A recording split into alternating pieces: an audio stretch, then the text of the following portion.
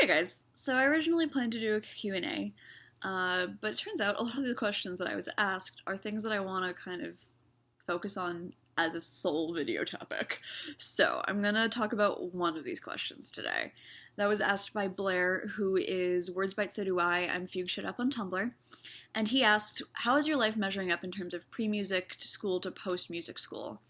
Was it as expected, or has it taken some hard, unexpected turns, and how has that shaped you as a flautist? Or your preferred flute term. What would the best piece of advice you could give to young musicians in terms of life and career choices be? So I think I've talked about this enough that you guys kind of know where this is going, but I had no idea this is where I would end up, and I probably won't know where I'm going to end up in the next 10 years, but I'm very excited to find out. I like to think that 18-year-old Robin could have never thought of what 25-year-old Robin is doing, so why should 25-year-old Robin know what 35-year-old Robin is going to do? Those of you guys who've known me for a long time or have just talked to me more know that I was really an orchestral-focused musician basically into grad school. I had always liked contemporary music, and I had always liked chamber music and everything like that, but it was really never what I thought I wanted to do. And I think a lot of that was just I was always told that musicians play in orchestras. I had had very orchestral-focused teachers, and I had never really been exposed completely to the fact that freelancers exist, that people like Claire Chase exist, and everything like that. And so through the course of music school, I obviously encountered people who weren't orchestral players.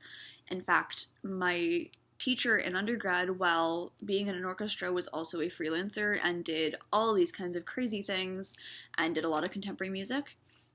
And then I ended up studying at Indiana with someone who had done a very similar path, who was focused on contemporary music, but also had kind of pieced together a career. And I think one of the biggest things, even within music school, that set me on the path that I am was in my master's. So even into what was supposed to be my focused degree, the one that was supposed to help me get to my career path, I changed career paths. And that was, I spent my first semester at IU in the top orchestra, and everything was going as planned, and everything was great and orchestral and woo. And due to some unfortunate circumstances, I ended up in the second band the next semester, which is a very different ensemble and a different caliber ensemble, quite honestly. And that was a huge blow because I wanted to be an orchestra. I thought that's what I needed to do. And so being in a band was like, oh, what am I supposed to do with this?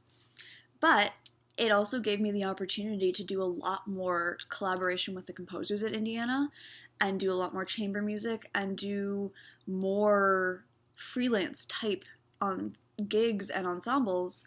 And I discovered that semester, I was probably happier than I had been the semester before in terms of musical fulfillment. My large ensemble was kind of what it was, but in terms of the small ensemble work that I was doing and the contemporary collaborations that I was doing, I was so excited. And my teacher kind of looked at me and goes, you know you can do this. This is something you can do for a living. And I kind of suddenly everything fell into place. It was like, okay, this is what I actually need to do. And then I moved to Chicago, and I'm sure a lot of you guys have seen the video where I have a visible breakdown. I was so completely overwhelmed with failing for the first time in my life.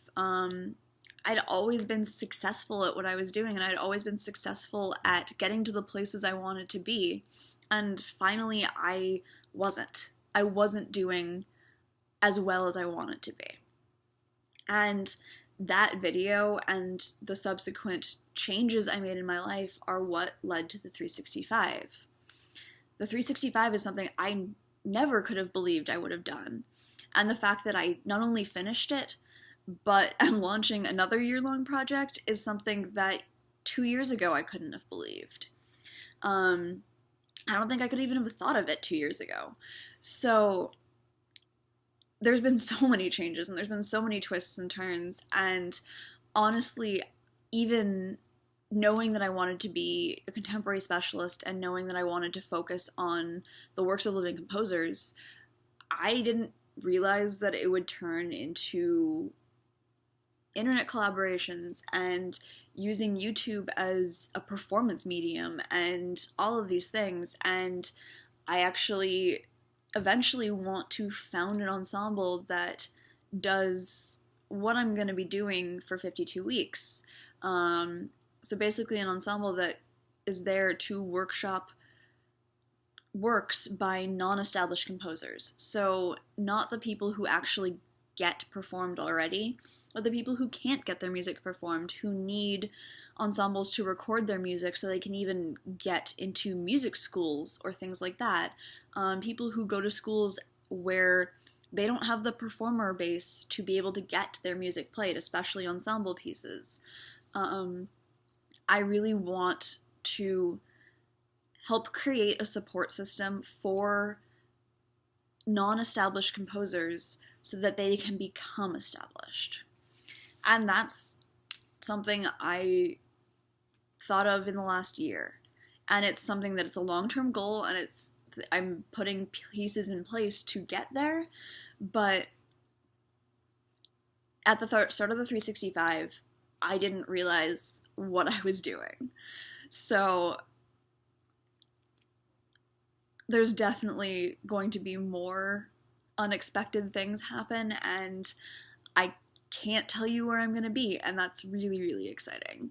I guess the best piece of advice I can give is be open to everything, and that's cliche, and I can't really describe it any other way.